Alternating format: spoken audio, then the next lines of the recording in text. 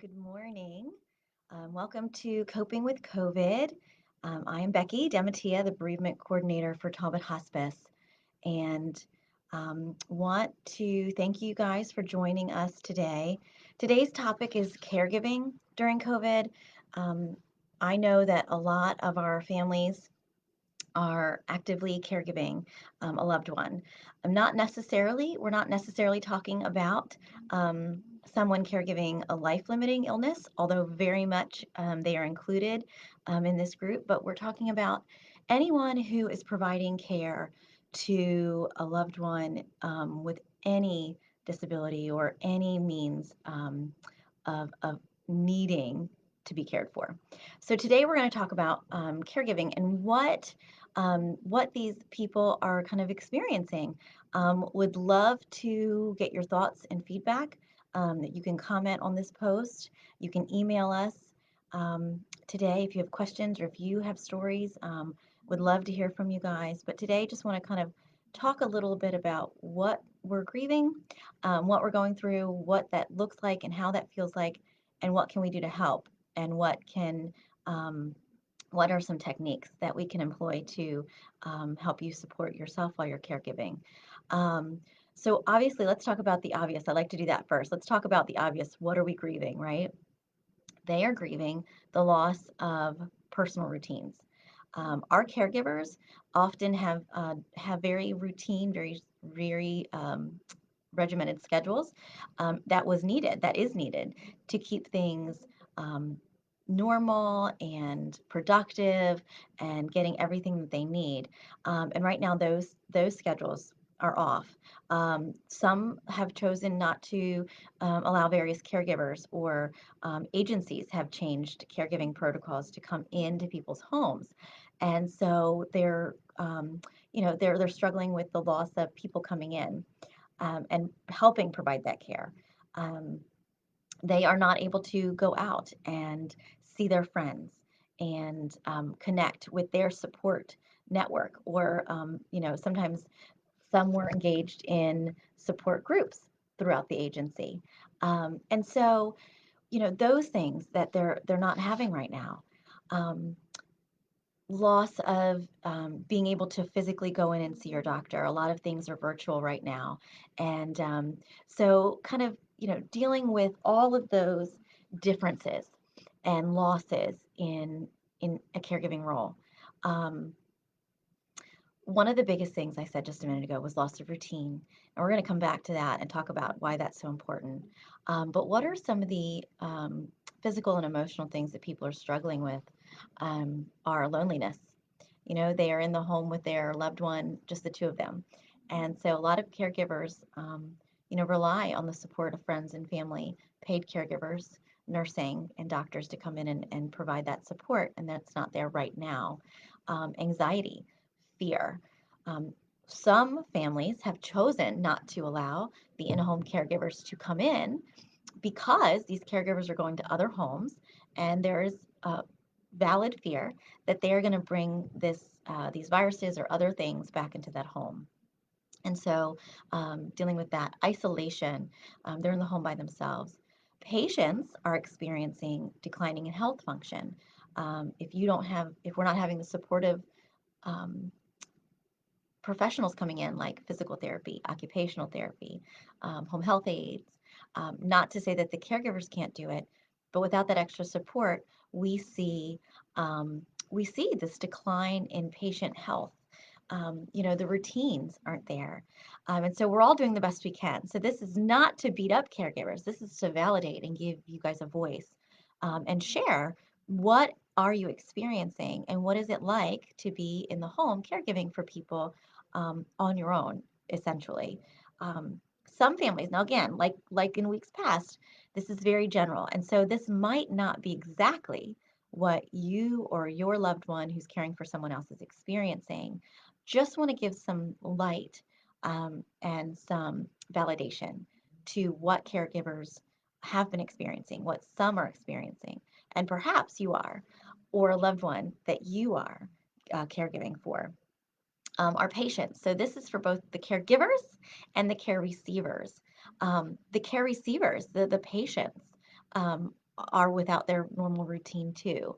And so we see a marked decline in people who have physical ailments such as ALS and dementia. Um, you know, they don't do as well without routine.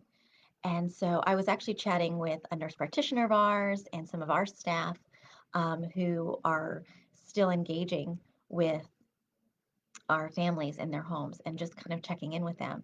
And so I asked them, what are your families sharing with you? What are you seeing? What are you hearing? Um, and so a lot of the things that I shared with you are what they're hearing, that they're isolated, they have anxiety, they're fearful about bringing something into their loved one. Um, they're not allowing their loved one, the home care agencies to come in because of fear. And so there's decline, or they're not coming in as much. And so these caregivers are getting burnout. You know, providing care to a loved one is a lot of work, it's a lot of responsibility. And it's not that we don't want to, it's not that we don't like it, but it takes a lot of emotional and physical stamina to provide around the clock care for someone. And so, how can we support our caregivers? How can we support our care receivers during these really different times? Um, so, I wanted to share with you some ideas and thoughts and some practical tips that would be helpful that have other families have found to be helpful, and perhaps you can use them in your circumstance. Now, it all depends on your loved one, your care receiver, how they are cognitively, how they are physically, but any of these can be modified to make sense to you and your family. Um, One of the biggest things I heard from our staff, our nurse practitioners, and our nursing was keep the routine. It doesn't have to look like routine pre-coronavirus, right? It's not going to, but have a routine, have a schedule. Um, some families have been using whiteboards or putting calendars on the refrigerator. What day is it? Much like when you go into a hospital or an inpatient facility, there's a whiteboard that says the day it is, who is your caregiver today, who's your nurse today. That's the idea of this, to give everyone in the home an idea of what today's going to look like. Um, we cannot control this virus. There's a lot of things out of our control. But what can we control and what can we feel secure using to kind of calm some of these anxieties and fears? And so using a whiteboard to say, today is Monday, the 11th of May. Um, Look, I don't even know what day it is. So what day is it? Um, who, if your loved one is having memory issues, maybe, Becky is your daughter or something like that. But a routine and a schedule. So at 8 o'clock, we're going to eat breakfast. At 11 o'clock, we're going to do an activity. Um, at 12 o'clock, we're going to have lunch. It doesn't have to be hard and fast. It doesn't have to be strict and regimented. But when we allow ourselves to um, put a schedule in place, it makes us feel better because then we know, okay, it's 12 o'clock. We're going to make lunch now. We're going to do, we know what we're going to do at noon. Um, and so having routines. Um, Looking for virtual support groups is a big thing. A lot of places are trying very hard to offer these groups, these virtual support groups, either through Zoom or Google Classroom or Google Meetings. And there's all these different various platforms. I probably got the names wrong, but there's various different ways to connect with people. Our hospice, our bereavement program is trying very hard to offer more groups. So for those of you in our caregiver support group, look for an email in the next week or so. We're going to be launching a Zoom support group for our active caregivers, and then we're going to open it up to the community. But so we're trying various means, right? Um, Consider allowing support in your home. And maybe you have stopped your home health caregivers from coming in the home for fear of bringing disease and bringing viruses in your home. A lot of agencies, actually all agencies, have enacted um, protocols: hand washing, hygiene, personal protection equipment. You've heard that, PPE, that's what that stands for. So if you were struggling and you had caregivers in your home before, hired caregivers, and you are finding yourself getting burnout and exhausted and frustrated, consider. And I would encourage you to talk to the agencies. What are they doing? What are they instructing their employees to do? How are they instructed to use their PPE? What can they do? What can you do as a loved one?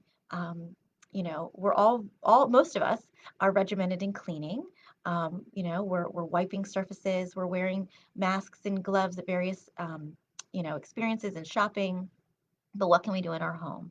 And so I would encourage you, if you are feeling like you're on the verge of being overwhelmed, of breaking down, of feeling tired, and not just physically tired, but emotionally tired, to consider allowing the support back in your home. Um, are you um, are you taking phone calls? Our hospice, and I can't speak for others, but I know a lot of them are.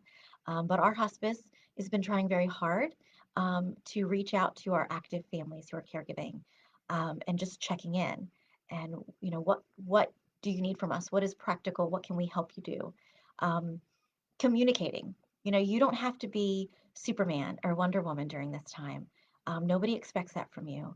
We are human and we need care. If we are caring for a loved one, just like the care our care receivers have, we need care. Are you eating correctly? Are you going outside? Are you getting some fresh air? A lot of our routine, by going to the gym or going to the Y and swimming or walking in our neighborhood groups, have stopped. Um, some of that has stopped, and you can't resume it because there's no one in the home for your loved one. You can't leave them by themselves, right? So there's all these layers to it. We were able to go outside and do our routine. We'd have someone come sit with our loved one, um, be with them. We could go do our thing. We could, fill our cups, refresh, renew, and come back. And that is a piece that's what's missing. We're grieving that too. So much like other areas of this pandemic, our grieving experiences have layers, right? It's very much layered. One thing affects another thing, affects another thing. But I encourage you to find ways that you can be refreshed and renewed and supported during this time. Um, can you just go outside and drink your coffee on the deck or patio while your loved one's inside if they can't come out? Um, are you allowing friends to do drive-bys? One of the really neat things that I'm seeing on Facebook and in my neighborhood and other areas is drive-bys. You're keeping your social distance, you're staying in your cars, but you guys can come and sit in your driveway and have your friends drive by and maybe pull up or pull in the parking lot or driveway and talk to you. Um, so we're hitting that need for human contact, but we're maintaining social distance. So there's a lot of ways to be creative and be supported. Have your friends and family offered to help you? And if they have, what have they offered? One of the big things is meals. You know, making a meal every night is a lot. It's a lot of work. It's a lot of time consumption. And if you're caregiving, you're trying to maintain all that's required of making sure your loved one is cared for and making a meal. So allowing your loved ones, your friends, your family, to do porch drops of meals. Allow your friends and family to do porch drops of groceries. Oops, camera just shook. Allowing your friends and your family to support us. And when we are able to support the people around us, we feel good. We feel really good. So giving your friends and family an opportunity to love on you and love on the person that you're caring for. Um, what else? Um, I'm looking at my notes, making sure that I am not missing anything. But understanding. So, what can we as professionals and those who are checking in on the caregivers? We need to continue to check in. we need to offer practical thoughts. Um, oh, I know what I want to tell you guys. Activities. Okay, so I mentioned earlier in our schedules to to build in some activities that would be helpful. Now, that doesn't have to be something that's expensive or elaborate. Obviously, we're not leaving our homes, but what can we do to spend time, to pass some time, and to engage our loved ones, right? Um, Card games, puzzles, um, I Spy. Looking out the window and the game. If you're not familiar with it, it's a fun children's game. My girls play it. I spy with my little eye something that is blue, and then the other person is supposed to guess what you have spotted, and it's a lot of fun. And it allows you to be looking for things. And sitting outside and doing this is a lot of fun. You can do it in your home on a rainy day. You can do it anywhere with anything. You can do it driving in the car. But I Spy is a really fun game of engagement. Um, and you're actively looking for things. And as the game goes on, you're being more creative. Um, and you don't want to be obvious, right? So it's a lot of fun. So I Spy, puzzles, um, um, card games, um, basic things. Um, Listening to music is very therapeutic. Music that brings back memories, music that connects us to our loved ones. We all have fond songs or songs that when we hear, we instantly transports us to a different place and a different time. So engaging that. Um, Videos, um, photo albums, talking about memories, engaging that, looking for through a photo album or a lot of us post pictures on social media. And so if your loved one is of a younger generation, going through photos on your computer. Um, so doing those things. So engaging activities it doesn't have to be grandiose. It doesn't have to be, huge. Just small, simple activities that you can look forward to as a caregiver and they can look forward to as a care receiver. And it helps pass the time. It's really fun. The more we can have structure, the more we can have a routine, the more anxiety and um, feelings we can match and we can subdue because we're controlling our day. Sometimes it's okay. So I say this in almost all my videos, but I want to say it again here to my caregivers. It's okay to have a day that's not structured. It's okay to have a day that, you know what, today is going to look a little different. Today is going to be a little different, and that's okay. Um, but if every day is unstructured and every day is um, is unknown, then that's where some anxiety and fear and isolation and loneliness and uncertainty and frustration comes. So these ideas for routine and these ideas for um, connection are to help ease that. So just want to encourage you, if you are a caregiver and you are feeling isolated, I don't want you to. No one should be alone during these times. Yes, maybe physically, but not emotionally. And so, there's an army of people waiting and wanting to support our caregivers. But during this time, we are all figuring this out as we go along. So if there is something practical and easy or simple or perhaps complicated, it doesn't have to be simple, but maybe it's complicated, but you need help with, please don't hesitate to reach out. That is why Talbot hospices are doing these videos to reach all aspects of our community. We're not just interested in the families who are at the end of life. We're interested in families at all aspects of life. And so email us. My email address is bdemattia@talbothospice.org. You can call us 410-822-6681. And tell us what you need. Tell your family what you need. Tell your friends what you need. And we are in this together. Um, we are in the same storm, but not in the same boat. So I encourage all of you to reach out. Tell me what's working. Tell me what's not working. If I missed something that was helpful or is helpful to you, share it with me, and I will share it with the world. So thank you for joining us today. I look forward to seeing you guys every Monday at 11. Check back next Monday at 11. Our topic is to be determined. There's a couple topics we're looking at, and we don't know which one we're going to land on yet. But we will put it on Facebook, and we will announce it soon. But thank you for joining us. I know today we went a little over But love you guys and mean it with the bottom of my heart. Want to support you, want to love on you, and want to make sure that your needs are getting met. All right, have a great day, and we'll see you next week. Bye.